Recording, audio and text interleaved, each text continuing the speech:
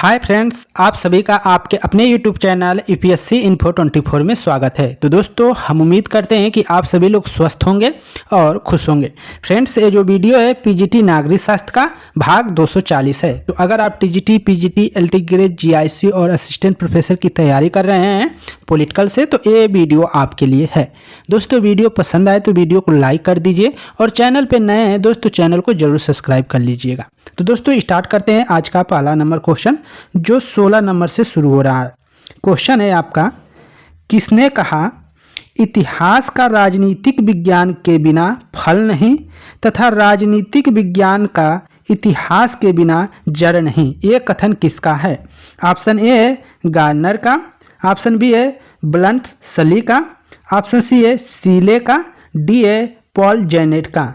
तो आंसर हो जाएगा, ये कथन किसका है? सीले महोदय का है। सीले महोदय ने कहा है कि इतिहास का राजनीतिक विज्ञान के बिना फल नहीं है तथा राजनीतिक विज्ञान का इतिहास के बिना जड़ नहीं है। ये कथन सीले महोदय का है। व्याख्या देख लीजिए थोड़ा सा। व्याख्या में है, इतिहास में व्यक्ति, समाज और राज्य के भूतकालीन जीवन का लेखा जोखा होता है।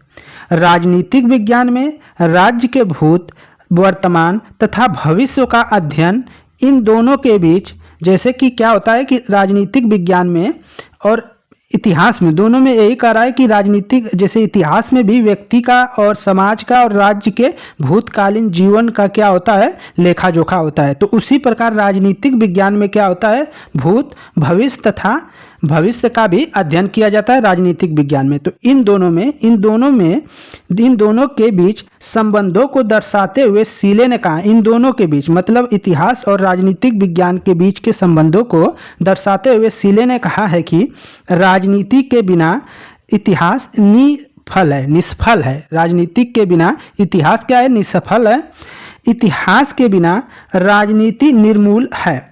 सीले पुनः कहते हैं कि राजनीति जो है उच्छृंखल हो जाती है यदि इतिहास द्वारा उसे उदार नहीं बनाया जाता, तथा इतिहास कोरा साहित्य रह जाता है यदि जो राजनीति से उसका विच्छेद हो जाता है। अगर राजनीति से इतिहास का विच्छेद हो जाएगा तो वो भी क्या होता है? कोरा साहित्य बनकर रह जाता है। तो एक कथन, दोनों जो मतलब है कोटेशन, दोनों सीले का है, दोनों को आप याद रखिएगा। आगे 17 नंबर क्वेश्चन वही है, बस उसका जो लैंग्वेज है वो चेंज हो गया है। इतिहास के बिना नागरिक शास्त्र जड़ विहीन है। इतिहास के बिना नागरिक शास्त्र क्या है? जड़ विहीन है। और नागरिक शास्त्र के बिना इतिहास फल विहीन है। किसका कथन है? तो आंसर क्या हो जाएगा? बी सही हो जाएगा। सीले का कथन है। किसका कथन है? सीले का है। हमने ऊपर व्याख्या जो देखा है उससे आप क्वेश्चन कर सकते हैं। व्याख्या फिर देख लीजिए, वही बात है। इतिहास और राजनीतिक शास्त्र के पारस्परिक संबंधों की व्याख्या करते हुए सीले ने कहा है, इतिहास के बिना नागरिक शास्त्र जड़ विहीन है और नागरिक शास्त्र के बिना इतिहास फल विहीन है। आगे चलते हैं। 18 नंबर क्वेश्चन अच्छा क्वेश्चन है। राज्य की उत्पत्ति के संबंध में ऐतिहासिक सिद्धांत प्रतिपादित किया गया था। राज्य की उत्पत्ति के संबंध में जो ऐतिहासिक सिद्धांत का प्रतिपादन किसने किया है? एक क्वेश्चन पूछ रहा है। ऑप्शन ए हेनरी मेन द्वारा, बी है ट्राइस्ट के द्वारा, ओपर हाइमर के द्वारा, दुर्खिम के द्वारा। तो आंसर हो जाएगा आपका हेनरी मेन के द्वारा क्या किया गया था? ऐतिहासिक सिद्धांत का, जो राज्य की उत्पत्ति के संबंध में जो ऐतिहासिक सिद्धांत है उसका प्रतिपादन जो किया गया है हेनरी मेन द्वारा किया गया है। आगे इसका थोड़ा व्याख्या देख लीजिए। व्याख्या में है फ्रेंड्स, राज्य की उत्पत्ति के संबंध में ऐतिहासिक अथवा विकासवादी सिद्धांत का प्रतिपादन सर हेनरी मेन द्वारा किया गया। इन्होंने अपनी पुस्तक एशियंट लॉ जो प्रकाशित हुई है 1861 में, तो हेनरी लॉ ने अपनी पुस्तक एशियंट लॉ में माना कि समाजों की उत्पत्ति परिस्थितियों से संविदा में हुई है मतलब समझौता में हुई है। अर्थात प्रारंभिक समाज में मनुष्यों के सामाजिक संबंध परिस्थिति या स्थिति जो भी रही हो से निर्धारित होती थी या होते थे। इनके अनुसार सामाजिक संबंधों में एकता का प्रारंभिक बंधन रक्त संबंधी था। जो राज्य के विकास में प्रमुख सहायक तत्व है। अन्य महत्वपूर्ण तथ्य देख लेते हैं। वेजहार्ट राज्य के विकास को डार्विन के उद्विकास सिद्धांत से जोड़कर देखते हैं। वे विभिन्न समाजों के विकास में संघर्ष व नवप्रवर्तन को जरूरी क्या मानते हैं। वेजहार्ट ने चर्चा की प्रवृत्ति को समाज की प्रगतिशीलता के लिए आवश्यक माना है। क्या माना है? चर्चा की प्रवृत्ति को समाज की जो प्रगतिशीलता है उसके लिए आवश्यक माना है। तो किसने माना है कि चर्चा होना चाहिए, मतलब चर्चा की प्रवृत्ति समाज के लिए प्रगतिशील किसने माना है? तो वेजहार्ट ने माना है। तो इसको याद रखिए। आगे चलते हैं। 19 नंबर क्वेश्चन है और एक क्वेश्चन आपका पूछा गया है जीआईसी प्रवक्ता 2018 में उत्तराखंड में। क्वेश्चन है आपका, किसने कहा कि राज्य केवल समुदायों का समुदाय नहीं, यह एक सर्वोच्च समुदाय है। किसने कहा है कि जो राज्य केवल समुदायों का समुदाय नहीं है, यह एक सर्वोच्च समुदाय है। ऑप्शन ए है प्लेटो, अरस्तु, मैकियावेली ने, बोधा ने। तो इनमें से जो आंसर हो जाएगा वो अरस्तु ने कहा है। किसने कहा है?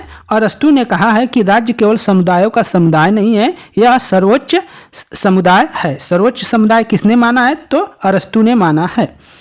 व्याख्या देख लीजिए। अरस्तु के अनुसार राज्य एक सर्वोच्च समुदाय है। उसने कहा कि राज्य केवल समुदायों का ही समुदाय नहीं वरना यह सर्वोच्च समुदाय है। किसने कहा? तो अरस्तु ने कहा है कि जो राज्य है केवल समुदायों जो समुदाय है उसी बस समुदाय ही नहीं, वो समुदायों का एक सर्वोच्च समुदाय है।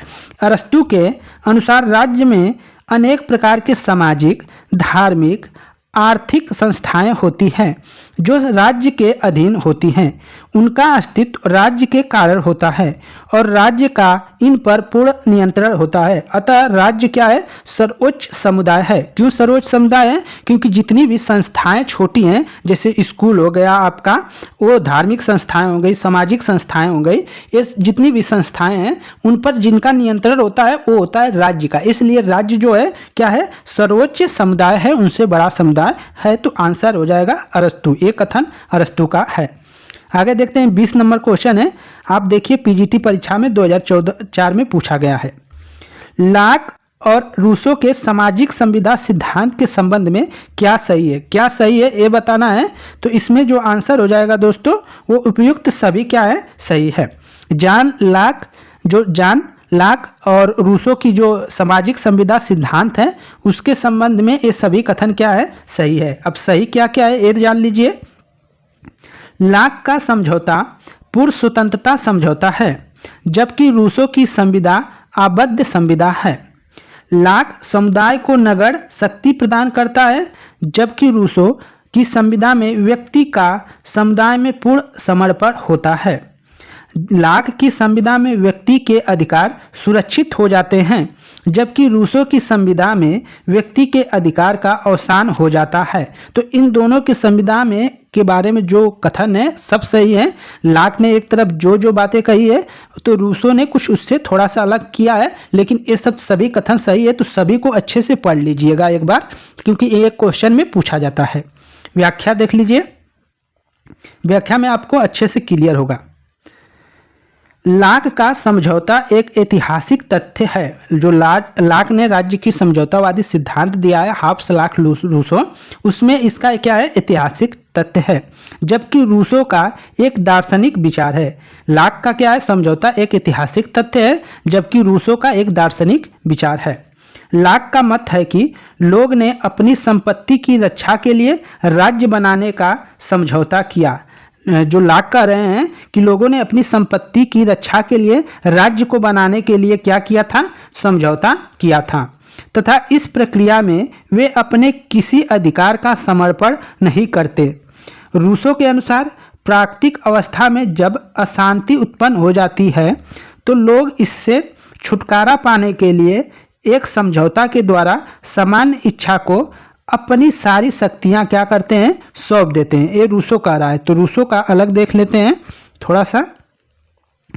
रूसो का जो है यहाँ से आप देखेंगे रूसो का कि रूसो के अनुसार प्राकृतिक अवस्था में जब अशांति उत्पन्न हो जाती है तो लोग इससे छुटकारा पाने के लिए एक समझौता के द्वारा समान इच्छा को अपनी सारी शक्तियां सौंप देते हैं और उसी के माध्यम से फिर प्राकृतिक स्वतंत्रता को प्राप्त कर लेते हैं। ये तो रूसो का था। अब लाक क्या कह रहा है, लाक का भी देख लेते हैं। लाक को देखते हैं दोस्तों। लाक के अनुसार सामाजिक समझौता समाज व राज्य के बीच होता है। सामाजिक समझौता क्या होता है, समाज और राज्य के बीच होता है, जिसके अंतर्गत राज्य लोगों की संपत्ति की रक्षा का दायित्व अपने ऊपर लेता है।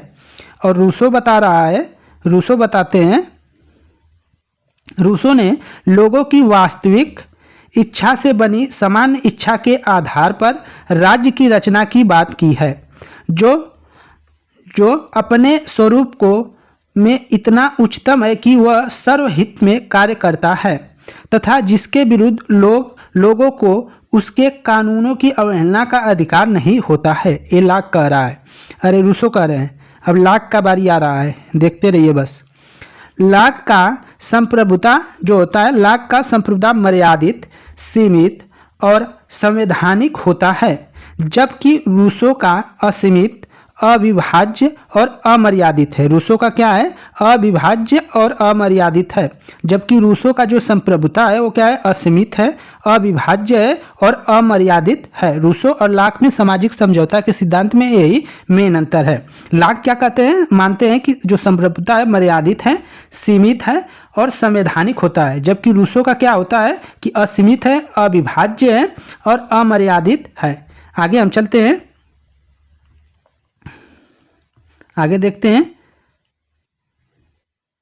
यहाँ पे हाब्स जो है, हाब्स कानूनी, लाक राजनीति तथा रूसो लौकिक संप्रभुता पे क्या करते हैं, चर्चा करते हैं। हाब्स जो है कानूनी, लाक जो है राजनीति और रूसो जो है लौकिक संप्रभुता चर्चा करते हैं। वस्तुतः रूसो अपने सामाजिक समझौते का सिद्धांत लाक की भांति आरंभ करता है, परंतु इसका अंत हाब्स के लेवियाथन, जिसका सिर कटा हुआ है, पर समाप्त करता है। तो ये था थोड़ा सा दोनों में अंतर। आगे चलते हैं, 21 नंबर क्वेश्चन है। सेबाइन कहता है कि अंग्रेजी भाषा भाषी जातियों ने जितने भी राजनीतिक दार्शनिकों को जन्म दिया उनमें कदाचित महानतम हैं। सेबाइन कहता है कि सेबाइन किसके बारे में कह रहा है, सेबाइन किसके बारे में कह रहा है कि अंग्रेजी भाषा भाषी जातियों ने जितने भी राजनीतिक दार्शनिकों को जन्म दिया उनमें कदाचित महानतम है। कौन महानतम है, हाब्स हैं कि लाक हैं कि रूसो हैं कि वेंथम है, कौन है दोस्तों? तो आंसर हो जाएगा हाब्स। हाब्स के बारे में ये सेबाइन का कथन है, इसको याद करिएगा, अच्छा कोटेशन है। व्याख्या देख लीजिए। सेबाइन का कथन हाब्स के बारे में था। सेबाइन का हाब्स से प्रभावित होने का प्रमुख कारण उसकी पद्धति थी, जिसके आधार पर उसने अपने विचार को ढांचा खड़ा किया, अपने विचारों को व्यक्त किया। 22 नंबर क्वेश्चन। हाब्स के अनुसार प्राकृतिक अवस्था में मानवीय जीवन कैसा था? हाब्स के अनुसार जो प्राकृतिक अवस्था था, हाब्स, लाक, रूसो, तो वो कैसा था ये आपको बताना है। तो ऑप्शन ए है एकांकी, निर्धन, निंदनीय, अकल्पनीय था। एकांकी किंतु शांतिपूर्ण था। सामाजिक और सहयोगात्मक किंतु दरिद्र था। उपयुक्त में से कोई नहीं। तो आंसर आपका जाएगा ए के साथ। क्या था कि एकांकी था, निर्धन था, मतलब निंदनीय था, दयनीय दशा थी और अकल्पनीय थी। तो हाब्स के अनुसार जो प्राकृतिक अवस्था मानवों का उन्होंने बताया है, वो बताया है कि एकांकी जीवन था, निर्धनीय थी और निंदनीय थी, अकल्पनीय थी। तो ये सब आप आंसर कर लेंगे ए। व्याख्या देख लीजिए। व्याख्या देखते हैं, लग रहा है नीचे है। और हाब्स के अनुसार प्राकृतिक अवस्था में मनुष्यों का जीवन एकांकी, दीन, अपवित्र, निंदनीय, पाशविक, निरंतर संघर्षरत, मतलब संघर्ष करते थे, पाशविक थे, पशुओं के समान थे, अल्पकालिक होता था। इस प्रकार राज्य की अनुपस्थिति में अराजकता का क्या थी, अवस्था थी, अराजकता फैला हुआ था, अशांति थी, ऐसा कह सकते हैं। आगे चलते हैं, अन्य महत्वपूर्ण तथ्यों को देख लेते हैं कि हाब्स बुद्धिवादी है। इनका मानना है कि मृत्यु के भय एवं पाशविक प्रतियोगिता के कारण प्राकृतिक अवस्था के मनुष्यों ने आपस में समझौता किया और कहा कि मैं इस व्यक्ति अथवा सभा को अपने अधिकार और शक्ति का समर्पण करता हूँ, जिससे कि वह हम पर शासन करे, परंतु इसी शर्त पर कि आप भी अपने अधिकार और शक्ति का समर्पण इसी रूप में करें और उसकी आज्ञा को मानें। परिणाम स्वरूप जन समुदाय आपस में संयुक्त होकर राज्य या लैटिन में सिविटास का रूप धारण कर लिया। इस प्रकार हाब्स ने राज्य की उत्पत्ति का सामाजिक समझौता सिद्धांत प्रतिपादित किया। हाब्स के द्वारा लिखा गया जो ग्रंथ है वो De Cive, De Corpore, Leviathan, Elements of Law, तो इनकी 4 पुस्तकें हैं। उसमें De Cive, De Corpore, Leviathan, Elements of Law, तो इनका 2 जो है बार बार पूछा जाता है, लेवियाथन और एलिमेंट्स ऑफ लॉ, ये सभी लोग जानते होंगे, ये तो सभी को जानना चाहिए, ये बार बार पेपर में पूछता है, लेकिन ये चौथा वाला भी पूछता है, लेकिन ये दोनों को भी लिख लीजिए क्योंकि ये नए तथ्य हैं। तो हाब्स के द्वारा जो लिखी गई पुस्तकें में है कौन कौन है? De Cive, De Corpore, Leviathan, Elements of Law उनकी प्रसिद्ध पुस्तक हैं। आगे देखते हैं हाब्स के बारे में ही। हाब्स के अनुसार प्राकृतिक का राज्य इसका युग था। हाब्स के अनुसार प्राकृतिक का राज्य इसका युग था। शांति और समृद्धि का, निरंतर संघर्ष का, शांति और अभाव का, धार्मिक शासन का, तो आंसर जाएगा ए बी के साथ। निरंतर संघर्ष का कैसा था? तो निरंतर संघर्ष आप कर लेंगे तो आंसर आपका बी हो जाएगा। आगे चलते हैं, इसका तो हम ऊपर व्याख्या देख लीजिए। इनमें से किसके लाक के विचारों को प्रेरणा प्राप्त हुई? इनमें से किससे लाक के विचारों को क्या है? प्रेरणा प्राप्त हुई। 1855 के हिंसक क्रांति से 1655 के हिंसक क्रांति से, 1642 का गृह युद्ध से, 1650 की स्वर्णिम क्रांति से, 1688 की स्वर्णिम क्रांति से। तो इसमें से 24 का आंसर क्या हो जाएगा दोस्तों? डी सही हो जाएगा। डी आपका सही हो जाएगा। 1688 की स्वर्णिम जो क्रांति हुई थी उसी से लाक को क्या हुआ? प्रेरणा प्राप्त हुई थी। तो लाक के विचारों को प्रेरणा कहाँ से प्राप्त हुई थी? 1688 की जो स्वर्ण क्रांति हुई थी इंग्लैंड में, उसी से प्राप्त हुई थी। तो ऑप्शन डी आपका सही है। व्याख्या देख लीजिए, तो इनके व्याख्या को देखते हैं। 1688 की इंग्लैंड की क्रांति जो स्वर्णिम क्रांति से लाक के विचारों को प्रेरणा प्राप्त हुई। लाक ने इसका समर्थन किया, जिसके कारण इसे क्रांति का दार्शनिक कहा जाता है। लाक का सबसे प्रमुख ग्रंथ टू ट्रीटीज ऑन गवर्नमेंट है। टू ट्रीटीज ऑन गवर्नमेंट जो पुस्तक है वो किसका है? तो लाक का है, जॉन लॉक का है। आगे चलते हैं, 25 नंबर क्वेश्चन आपका है। सामान्य इच्छा से प्रति वास्तविक आपत्ति यह है कि जहाँ तक यह इच्छा है सामान्य नहीं है तथा जहाँ तक सामान्य है यह इच्छा नहीं है। यह किसका कथन है? समान इच्छा के प्रति वास्तविक आपत्ति यह है कि जहाँ तक यह इच्छा है सामान्य नहीं है और जहाँ तक यह सामान्य है इच्छा नहीं है। ये कथन किसका है? ये आपको बताना है। ऑप्शन ए है बोसांके, ऑप्शन बी है सर हेनरी मेन का, सी है MP फोलेट का, डी है हॉब्स हाउस का। तो एक कथन किसका है? तो हॉब्स हाउस का इन्होंने कथन दिया है। व्याख्या देख लीजिए।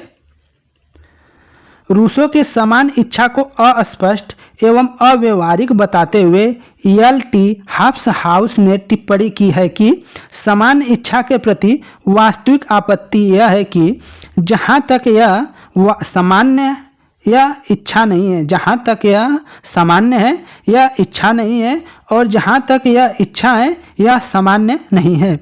अर्थात यह या तो सामान्य है या इच्छा, यह दोनों नहीं हो सकती। वाहन ने भी रूसो पर अधिनायकवाद के पोषण का आरोप लगाते हुए कहा है कि रूसो ने अपनी समष्टिवादी विचारधारा से व्यक्तियों को शून्य बना दिया है। तो वाहन है, उन्होंने भी इस अधिनायक रूसो को क्या बताए हैं? अधिनायकवाद के पोषक का आरोप लगाते हुए रूसो ने अपनी समष्टिवादी विचारधारा से व्यक्ति को क्या किया है, शून्य बना दिया, ऐसा वाहन का मानना है। आगे चलते हैं। 26 नंबर क्वेश्चन है, प्राकृतिक अधिकारों का सिद्धांत एक भाग है। प्राकृतिक अधिकारों का सिद्धांत एक भाग है, किसका भाग है? ऑस्टिन के संप्रभुतावादी सिद्धांत का, दैविक उत्पत्ति के सिद्धांत का, शक्ति सिद्धांत का, सामाजिक समझौता सिद्धांत का। तो आंसर आपका डी हो जाएगा, सामाजिक समझौता सिद्धांत का। प्राकृतिक अधिकारों का सिद्धांत एक भाग है, तो सामाजिक समझौता सिद्धांत का भाग है। व्याख्या देख लीजिए थोड़ा सा। प्राकृतिक अधिकारों का सिद्धांत सामाजिक समझौता सिद्धांत का भाग है। इस सिद्धांत के प्रवक्ता समर्थक जो हैं हाब्स, लॉक तथा रूसो हैं। इनके अनुसार राज्य लोगों के द्वारा किए गए समझौता का फल है। समझौता करने से पूर्व लोग प्राकृतिक अवस्था में रहते थे। प्राकृतिक अवस्था के दौरान लोगों के पास प्राकृतिक अधिकार थे। लॉक ने 3 प्राकृतिक अधिकारों का वर्णन किया है, जिनमें जीवन, स्वतंत्रता एवं संपत्ति क्या है, सम्मिलित है। हाब्स ने आत्मरक्षा के अधिकार को वरीयता दिया है। हाब्स ने किसको वरीयता दिया है? तो आत्मरक्षा के अधिकार को वरीयता दिया है। आगे देखते हैं। 27 नंबर क्वेश्चन है, राज्य की उत्पत्ति के संबंध में कौन सा सिद्धांत इस धारणा से शुरू होता है कि राज्य की उत्पत्ति से पहले मनुष्य प्राकृतिक अवस्था में रहते थे? अच्छा क्वेश्चन है, तो इसका आंसर हो जाएगा आपका सामाजिक अनुबंधन का सिद्धांत। क्या हो जाएगा? सामाजिक अनुबंधन का सिद्धांत। सामाजिक समझौता का सिद्धांत एक ही है, तो ऑप्शन डी आपका सही हो जाएगा। और व्याख्या हमने ऊपर अभी देखा है दोस्तों। बस क्वेश्चन की प्रकृति को देखिए, कैसे क्वेश्चन बदल बदल कर पूछ रहा है, और एक ही क्वेश्चन है। प्राकृतिक अधिकारों का सिद्धांत आवश्यक भाग है। प्राकृतिक अधिकारों का सिद्धांत आवश्यक भाग है। ऑस्टिन के संप्रभुता के सिद्धांत का, सामाजिक समझौता के सिद्धांत का, दैविक शक्ति के सिद्धांत का, या शक्ति सिद्धांत का, दैविक उत्पत्ति के सिद्धांत का, शक्ति के सिद्धांत का। तो आंसर आपका बी सही है, सामाजिक समझौता के सिद्धांत का। 29 नंबर देख लेते हैं। निम्न सिद्धांतों में किसके अनुसार राज्य की स्थापना जनता की इच्छा से हुई है? किसके अनुसार राज्य की जो स्थापना हुई है जनता की इच्छा से हुई है? तो ए ऑप्शन है शक्ति सिद्धांत से, बी है दैविक सिद्धांत से, सी है सामाजिक समझौता के सिद्धांत से, डी है इनमें से किसी से नहीं। तो आंसर आपको दिख गया होगा, ऑप्शन सी आपका सही है, सामाजिक समझौता के सिद्धांत से। और देखिए दोस्तों, एक क्वेश्चन और करिए, 30 नंबर और आखिरी है वीडियो का, इसको सही करिएगा। निम्न में से कौन सामाजिक संविदा के सिद्धांत से संबंध है? कौन, किसका सामाजिक संविदा के सिद्धांत या सामाजिक समझौता के सिद्धांत से किसका संबंध है, ये बताना है। ऑस्टिन का है, लॉक का है, जेम्स मिल का है, मार्क्स का है। तो आंसर क्या हो जाएगा? लॉक का है। हाब्स, लॉक, रूसो है, 3 है, तो उसमें लॉक का आपका आंसर है, तो लॉक कर लीजिएगा, लॉक। और ये आपका वीडियो यहीं पे समाप्त होता है। हमने आज टोटल 15 क्वेश्चन देखे और उसके व्याख्या भी। दोस्तों, अगर वीडियो थोड़ी भी अच्छी लगी हो, थोड़ा मेहनत लगा हो कि हाँ मेहनत कर वीडियो बना रहे हैं, तो आप लाइक कर सकते हैं। और चैनल पे दोस्त नए हैं तो चैनल को जरूर सब्सक्राइब कर लीजिए। दोस्तों धन्यवाद, नमस्कार।